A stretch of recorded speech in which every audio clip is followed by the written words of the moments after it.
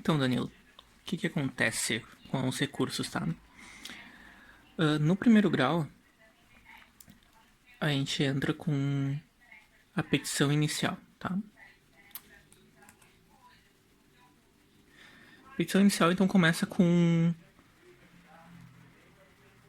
todo o processo. Depois disso, é intimada a outra parte para ela apresentar a contestação.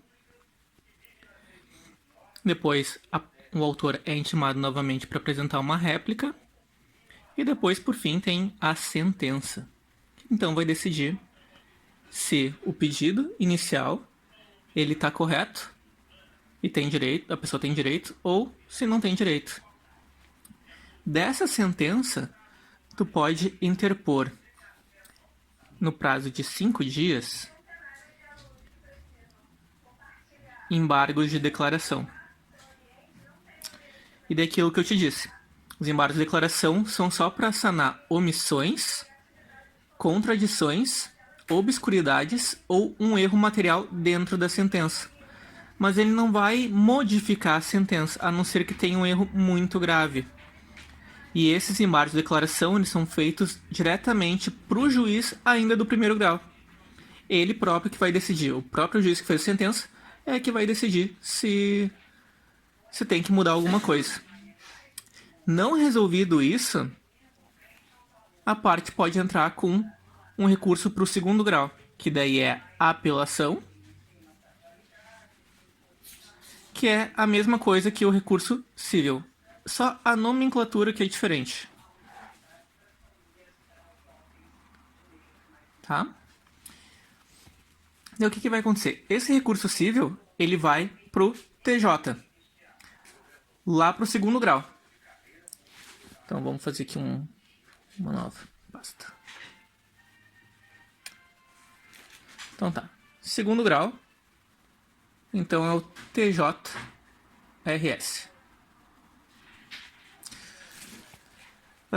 Então, quando o processo vai para o TJRS, espera-se que ele tenha uma decisão melhor, porque os julgadores eles são desembargadores, os desembargadores são juízes que foram promovidos. E além de ser um juiz com mais experiência na carreira, ele ainda vai não só decidir sozinho, vai decidir com outros 2 desembargadores. Né? Então, essa é que é a diferença do primeiro grau para o segundo, praticamente. Sem falar que é sempre o processo começa no primeiro e depois passa para o segundo grau. Ok, então tá. O segundo grau é continuação lá daquela apelação ou do recurso civil, né? Com a apelação, a parte contrária é intimada para apresentar contrarrazões. E depois disso, então, nós temos o acórdão. O acórdão é basicamente a sentença do processo, só que no segundo grau, no TJRS. Dessa decisão, novamente, a gente pode apresentar embargos de declaração no prazo de 5 dias. Que também é para sanar omissão, contradição, obscuridade ou erro material. Depois disso, se ainda assim não for resolvido, daí tu vai poder apresentar um recurso para o terceiro grau.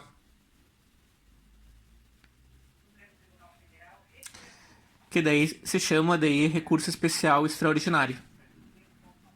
Na verdade é recurso especial para o STJ, Superior Tribunal de Justiça, ou um recurso extraordinário, que daí é pro STF, Supremo Tribunal Federal.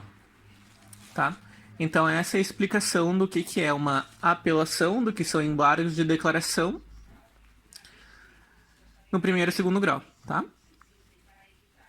Então, como tu pode ver, esse recurso especial ele é uma modificação da apelação. Então, a apelação, só que o recurso especial ele só acontece no segundo grau, no TJ.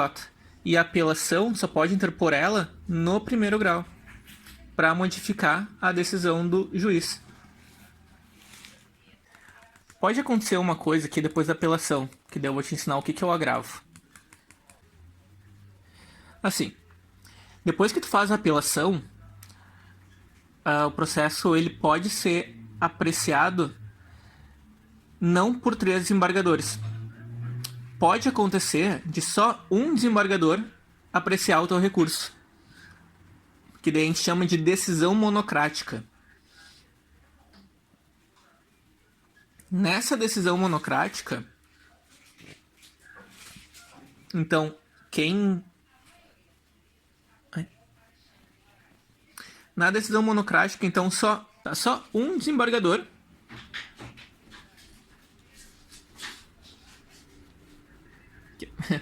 só um desembargador vai julgar. Quando isso acontece, essa decisão monocrática, a gente diz que ela não foi uma decisão colegiada, porque o colegiado é quando acontece o julgamento com os 3 desembargadores. E a única forma que... Aliás, se tu quer uma decisão melhor, tu vai ter que mandar esse processo para ter o julgamento com os 3 julgadores. Então, dessa decisão monocrática, a gente pode fazer o agravo. O nome dele é agravo interno, tá? E daí esse agravo interno vai fazer com que, obrigatoriamente, a tua apelação seja mandada para o colegiado para 3 desembargadores apreciarem. E daí então vai ser feito o acórdão, que eu tinha te explicado antes. Decisão monocrática, um desembargador faz o agravo interno, ele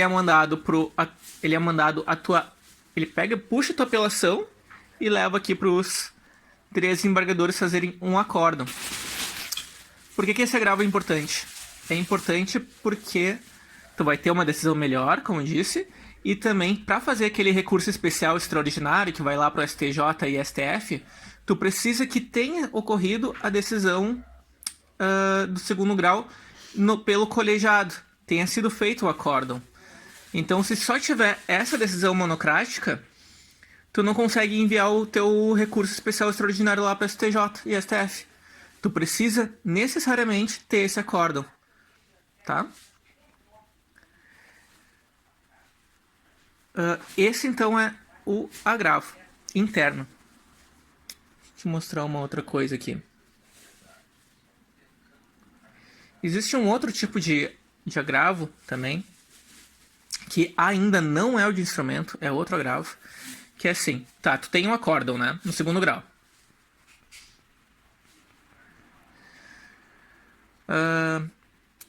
E daí tu interpõe o recurso especial e o extraordinário.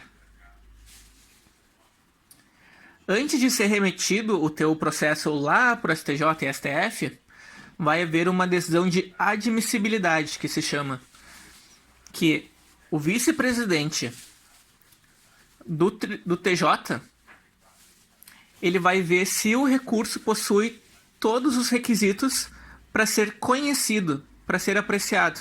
E daí a gente entra numa outra coisa do direito, que daí quais são os requisitos para um recurso ser apreciado.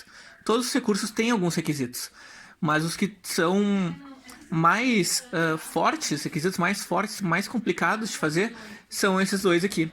Porque para o processo chegar lá para os ministros, que são poucos, que atendem o Brasil todo, eles precisam, então, que algumas coisas sejam preenchidas. Eu não vou entrar no mérito do que é, porque para ti não vai fazer diferença, tá? Mas, enfim. Então, o vice-presidente, ele analisou e ele pode, então, admitir esse agravo e enviar lá para o STJ e STF, ou ele pode inadmitir.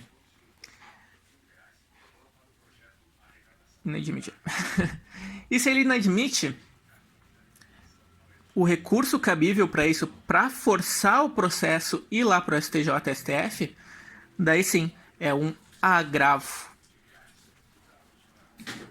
Tá? Se chama hoje em dia também de agravo interno. Não, esse não se chama agravo interno, desculpa, esse se chama um agravo de decisão denegatória. Ou simplesmente agravo, tá? E o julgamento dele vai ocorrer lá no STJ e STF. Pelo que eu entendi, tua pesquisa toda é no TJ, então eu não vou seguir lá pro STF, tá? Agora no próximo vídeo eu vou te explicar sobre o agravo de instrumento. Se ficar com alguma dúvida, tu me fala, tá? Chegamos então agora no nosso segundo vídeo. sobre agravo de instrumento. Então, o agravo de instrumento ele é sempre interposto no primeiro grau, tá? Assim como a apelação, né? A apelação a gente viu no outro vídeo aqui. Tu só pode interpor ela no primeiro grau para levar o processo para o segundo. Então tá, aqui nós temos uma petição inicial. E antes da sentença, o juiz ele faz vários despachos durante o processo. Ou para intimar outra parte, ou para decidir algumas coisas pequenas que não são do pedido inicial. Como, por exemplo, que eu tinha te falado, eu acho que era a justiça gratuita. Para ver se a parte ela vai ter que pagar custas ou honorários depois no final do processo. Ou pode decidir se vai ter prazo para as partes apresentarem provas.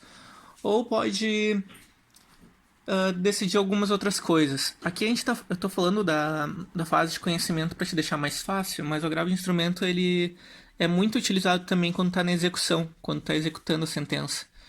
Isso daí é uma outra coisa que, se tu quiser, eu posso explicar outra hora, mas para ti não vai fazer diferença agora, tá?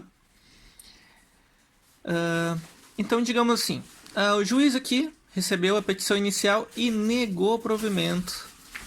Aliás, negou não, ele indeferiu a justiça gratuita. Seria fazer com que a parte não tenha que pagar as custas iniciais do processo.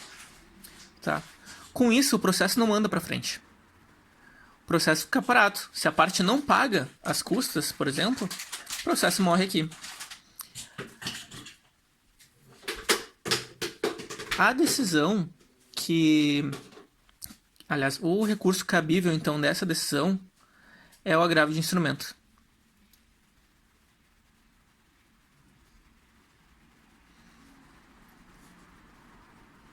Essa decisão que a gente chama de decisão interlocutória, ou despacho, tá? Mas o mais correto é chamar de decisão interlocutória. Desse agravo de instrumento, ele vai lá para o segundo grau. E daí tem o mesmo procedimento da apelação. Lá no segundo grau, então, ele vai ter... A outra parte vai ser intimada para fazer as contrarrazões. E depois vai ter o acórdão, que daí é o julgamento por 3 desembargadores. E pode ocorrer, sim, de haver uma decisão monocrática, que daí seria por um desembargador, e ser necessário apresentar um agravo interno. Um agravo interno. Para que tu tenha a decisão pelos 3 desembargadores. Pode fazer a embargo de declaração aqui dessa decisão monocrática? Pode. Pode fazer embargo de declaração. E depois da decisão dos embargos de declaração, tu pode fazer o agravo interno. Pode fazer embargo de declaração aqui depois do acórdão? Pode também. De todas as decisões, tu pode fazer embargo de declaração.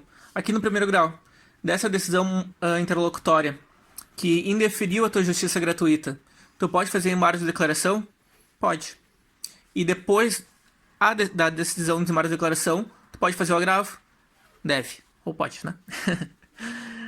O que acontece quando tu faz embargo de declaração, voltando então aos embargos de declaração, tu interrompe teu prazo para fazer o recurso, para fazer a tua questão ir para o segundo grau. Porque se não tem a decisão, então começa o prazo para tu interpor o agravo de instrumento, por exemplo, que é 15 dias. Tu vai fazer os embargos de declaração, que deu o prazo de 5. Quando tiver a decisão dos embargos de declaração, tu vai ter mais 15 dias para fazer o agravo de instrumento. Tá? Não sei se ficou com alguma dúvida do agravo de instrumento, mas é isso, tá? A diferença mesmo entre ele e a apelação é que a apelação tu faz contra a sentença ou alguma outra decisão terminativa do processo que faça terminar o processo. No caso, no processo de conhecimentos, daqui a decisão é a sentença. E o agravo de instrumento é de decisões interlocutórias, que podem decidir várias coisas pequenas dentro do processo. O caso que eu te dei aqui, por exemplo, que eu te disse que se tendo indeferimento da justiça gratuita, poderia acabar o processo se a parte não pagar as custas, né?